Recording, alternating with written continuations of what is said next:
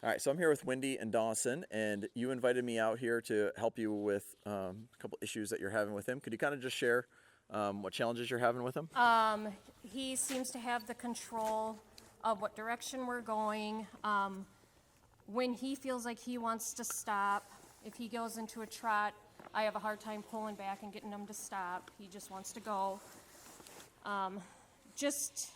He just has the main control of where we're going, what we're doing. So you don't feel like you have a lot of steering with him? No, I feel like I don't have hardly any steering with him. Okay. So. Well, I'm gonna have you hop off, and I'm actually gonna do a little bit of groundwork with him. Okay. And I got to watch you warm him up and that sort of thing. But I think there's a few more things that we can work on. With kind of a younger horse, green horse, we like to warm up strong to ride soft. And so what we don't want to do is go pretty soft on the ground and then ask him for harder things under saddle.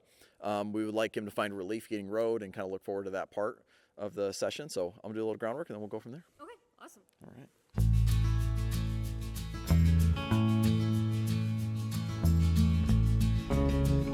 Right now, what we want to do is build more connection to your idea and where you want to go, and get him to just, I call it ride and guide. It's just travel at the speed you want, in the direction you want, on a loose rein. And I have lots of in-depth videos on all this stuff and broken down into what I call a fundamental series on my Patreon page. I would highly recommend you do that and follow it. But there's like 7 or 8 videos of the ground and riding. And these are all the things that I've boiled down to say these are the got-tos, no matter what the horse is going to do someday, whether it's going to be a trail horse, a dressage horse, a western horse. These are the fundamentals of basic safety and control and understanding that they need to be good at.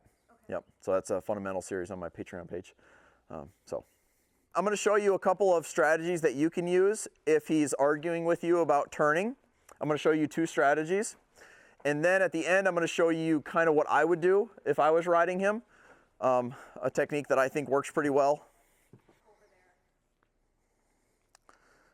So if he gets stalled out like that, I'm gonna kind of wave my legs at him and say, let's go.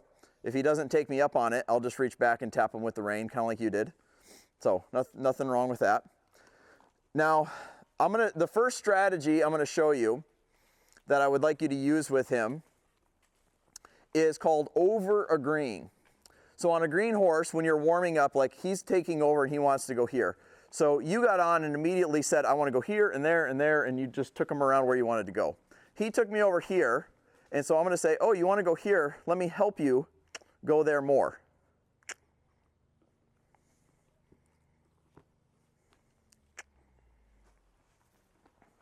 And then once I get him lined out here, and you guys might have to back up. Now I'm gonna ask him, where does he wanna go again? He's leaning that way. So I'll pick him up and I'll turn him more of the same direction that he was already headed. So now I'm gonna put my hand down and say, where do you wanna go? So he's turning that way, can you see that? So instead of pulling my right rein, I'm gonna pull my left rein and say, oh, let me help you go that way.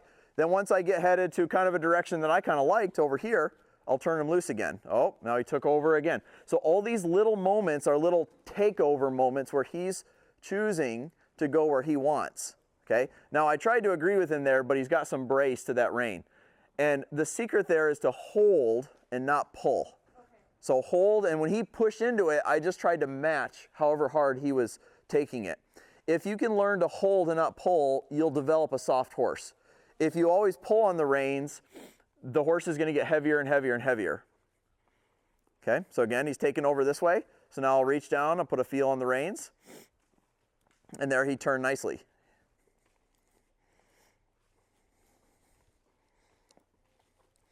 And now this time, this was success in my mind because we traveled straighter longer.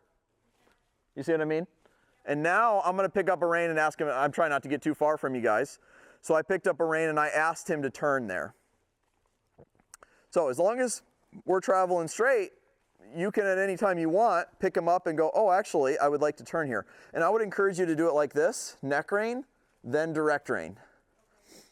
And that's just a little smoother, softer, nicer feel to them rather than just pulling right away.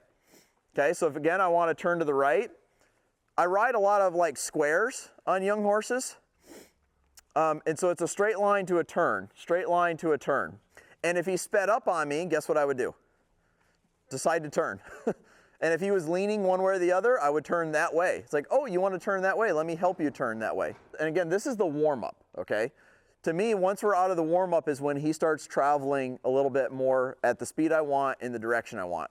That's when you can start picking him up and turning wherever you want to. But I want you to think about making 90-degree turns. And when you do that, your first cue is a neck rein. So I'm not pulling on it, I'm just laying it across his neck, and then I'm reaching down to the direct rein. And to me, that's just a little bit more polite. If you just go straight to the direct rein, it's like you're just pulling on their mouth instantly without giving them a chance. Neck rein, direct rein. And so you kind of want to keep your hands a little bit more right here in front of you. You don't want to be down here or, you know, kind of all over the place there.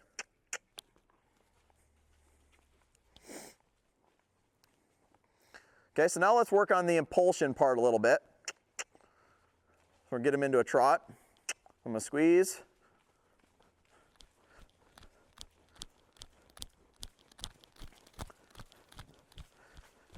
Now, he's moving out pretty nice, so I'm going to leave him be.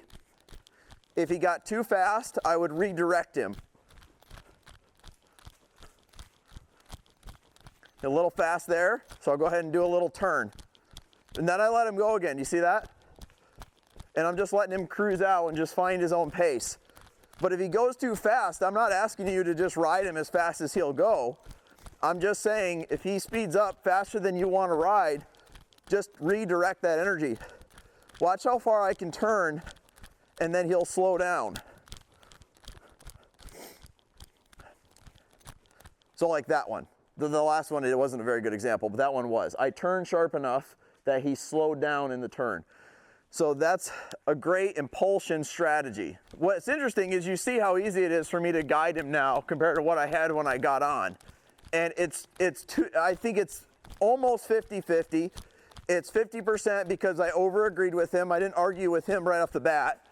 I didn't get on him and immediately be real bossy. I said, oh, you want to go there? Let me help you go there. I let him have some of the control, right? I didn't take all the control right away. The second part is the feel that I'm offering him is a little bit nicer, I would say, than the feel you're offering him. You were getting hold of the rein just a little bit too quickly to where it was putting a little bit of brace into him.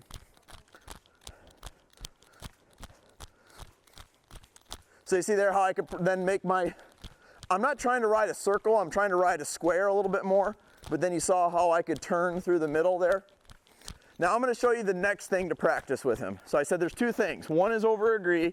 The second one is going to be to use the wall. So here I'm going to sit, and I'm going to use the wall to help me finish the turn. Did you see that? So that accomplished two things. It taught him that when I bring my life down, there's going to be a turn coming. So watch again. So I sat, I breathe out, and then I use the wall to turn. And you see how he's making a big step with his front feet and turning? That's a really nice shoulder yield. And I don't need both reins, only one rein, because the wall's there. So the wall helps him from going forward. And I time it to where I sit, I breathe out, so I'm teaching him to stop off my seat. And so I would get a horse to stop off my seat really well before I ever pull back on both reins. The only time I'd pull back on both reins is to back up, not to stop, until they get further trained. Once they stop off your seat, then you can teach them to stop in a frame with vertical flexion and use their body better in the stop. But it's not to stop. So I'm not using both reins to stop, I'm using both reins to stop better. He already would stop off my seat. Okay, let's show it again. You're trotting along and you decide you want to slow down. Instead of pulling back on both reins, watch, I'm going to quit riding, I'm going to sit, and I'm going to reach down with one rein and turn into the wall.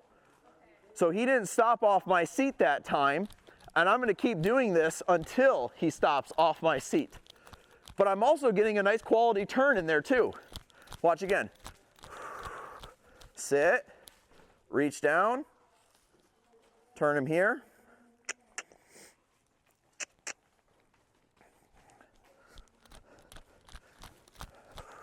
Sit. You didn't take me up on it? Hold here. There's that bracey spot. Hold. He got soft and he got immediately relief because I was holding and not pulling. As soon as he gave to it, he got relief. Now that we're here, I'll pick up a feel. Ask him to go again. And turn. So there is a little brace spot in there that's going to come out periodically like that. But in that moment, that's where you got to think to yourself, just hold, match it, but don't take more. Ooh, that was pretty good. He basically stopped there off of my seat. I just started to reach for the rein and then he came completely to a halt. And also you notice those are pretty tight turns.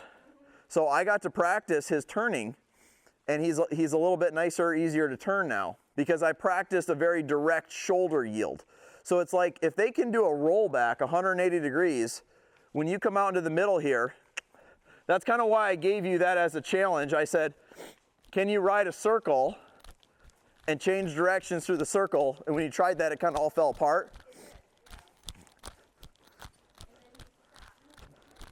So quick recap here, and I'll have you get back on. Step one, get on and have a plan to understand where he's at that day. So that means you put your hand down and you let him go where he wants.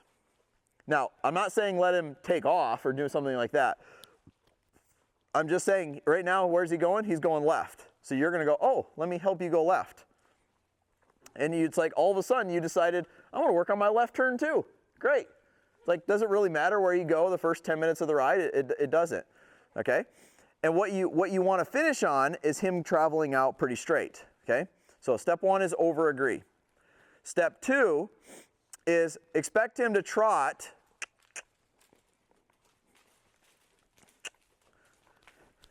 and if it's a nice forward trot and it feels pretty good, like right now, just go with it. If it gets too fast, you're going to turn sharp until it slows down. Right there is slowed down, and I'll let him out of it right there. Does that make sense? So I didn't pull back on both reins. I made it harder for him to go that fast by turning more. And then part three is it's a double, not a double whammy, but it's a double bonus to do these turns into the wall. Because when you turn into the wall, there's a prep step, which is you're riding along the rail here and you're going to go breathe out, sit, reach down with your outside rein and turn. So before I turned, my seat and my energy changed. This gives him a chance to get in harmony with your life up and your life down. Okay? This is how horses have impulsion and match us. Okay? Part two of it is, if he doesn't get in harmony with it, you get to also practice a turn. And you get to roll back and go the 180 degrees.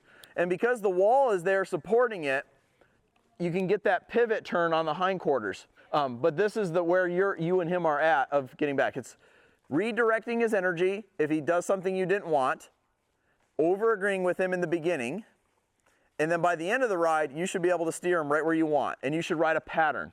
You should either ride a square or a figure eight or a clover leaf in here that has it's not just random. It's like you get to choose where you want to go.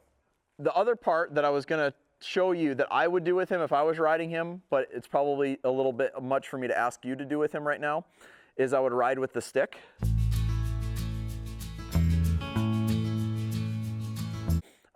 But for what you need to know, over agree with him. If he speeds up when you didn't ask him to, don't think about shutting it down. Think about redirecting his feet. The third part was, which one? The wall? Turn into the wall. Yep. So that would be your homework. Okay? Do you want to get on and give it a try? And do you feel how he's already like traveling out pretty straight? Yeah. There's a little less arguing. Very nice.